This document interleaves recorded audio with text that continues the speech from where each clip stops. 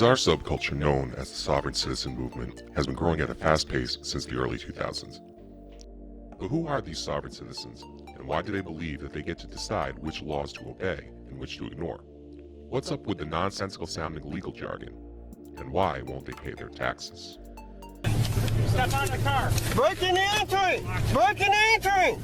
Breaking and entering! All right, sir, you've been... No! Don't break my window! Don't break my window! Don't break my window!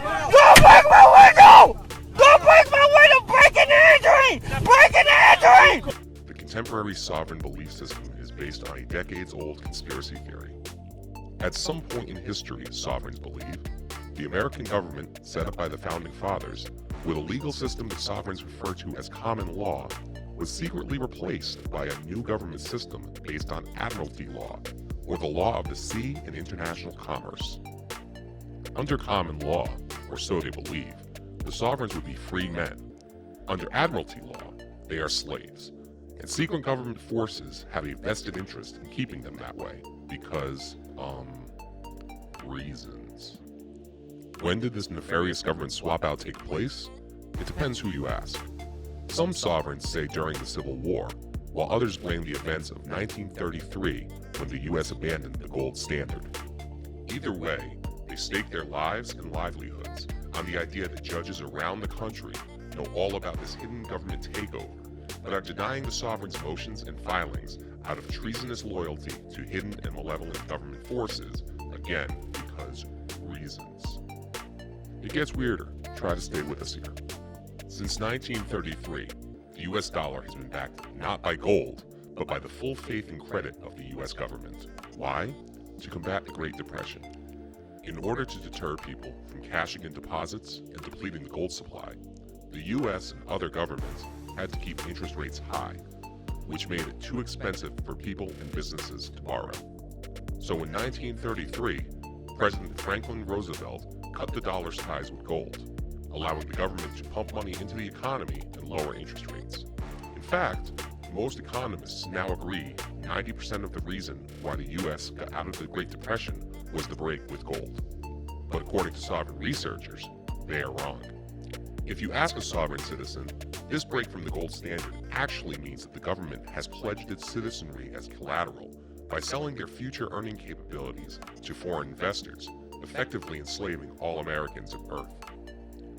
When a baby is born in the US, a birth certificate is issued, and the hospital usually requires that the parents apply for a social security number at that time.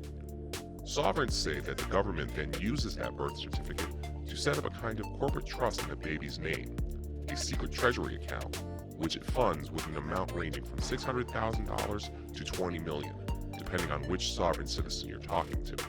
By setting up this account, every newborn's rights are cleverly split between those held by the flesh and blood baby and the ones assigned to his or her corporate shell account. Where is the evidence to support this theory? It's found on the birth certificate itself, obviously. Since most certificates use all capital letters to spell out a baby's name, the all caps name is actually the name of the corporate shell identity, or straw man, while the first letter only capitalization used in everyday writing is the baby's real flesh and blood name. As the child grows older, most of his legal documents will utilize capital letters, which means that his state-issued driver's license, his marriage license, his car registration, his criminal court records, his cable TV bill, and correspondence from the IRS all will pertain to his corporate shell identity, not his real sovereign identity. Luckily, the sovereigns have devised a solution, a process they creatively call redemption, and its purpose is twofold. Once separated from the all-caps corporate shell, the newly freed man is now outside the jurisdiction of all admiralty laws. More importantly, by filing a series of complex, legal-sounding documents, the sovereign can tap into the secret treasury account for his own purposes. Over the past 30 years, hundreds of sovereigns have attempted to perfect the process by packaging and promoting different combinations of forms and paperwork. Shockingly, no one has ever succeeded in this. A simple traffic stop or ticketed citation can result in hundreds of court filings, written in a sovereign code language that judges, lawyers, and other court staff simply cannot understand. I never consented to any of this jailhouse stuff. I would like to tell you that the grantor and the beneficial owner of the estate named Noel Young, and I would like to appoint you as the trustee to close and settle. I decline your request. Release all claims. I'm sorry? I decline your request for me to be your trustee. Noel Young, they are charging Well, I'm you not the trustee for the case. burglary, Noel Young, and I'm the unoccupied third structure, party. unarmed. It's a $5,000 bond. I did find probable cause for I your arrest. understand. I Possession don't of understand. cannabis has no required bond. I did find probable cause, sir, and if you wish to get out of Well, I jail, you'll appoint pay you us as the trustee under the $5,000, Power and I Appointment decline the Act. appointment. Thank you, sir. I wish you the appoint best you of everything. Eric I appoint you Sholomon. as trustee over Eric my estate, Sholomon. and that's final. Eric I command you. Sholomon. Eric Sholomon. Eric Sholomon. Thank you, Eric Sholomon. Please come back.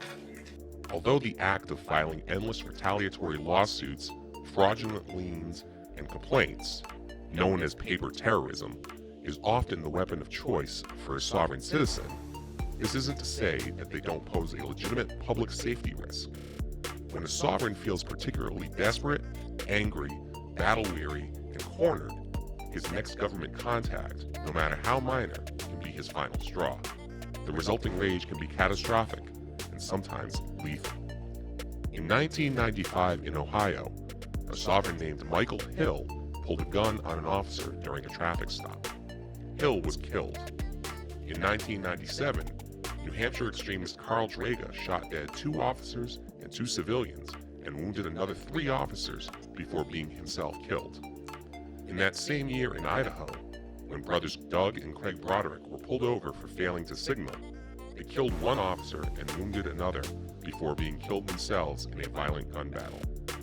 In December 2003, members of the Bixby family, who lived outside of Abbeville, South Carolina, killed 2 law enforcement officers in a dispute over a small sliver of land next to their home. In May of 2010, Jerry and Joseph Kane, a father and son sovereign duo, shot to death 2 West Memphis, Arkansas police officers who had pulled them over in a routine traffic stop. Later that day, the Kanes were killed in a shootout with police that wounded 2 other officers.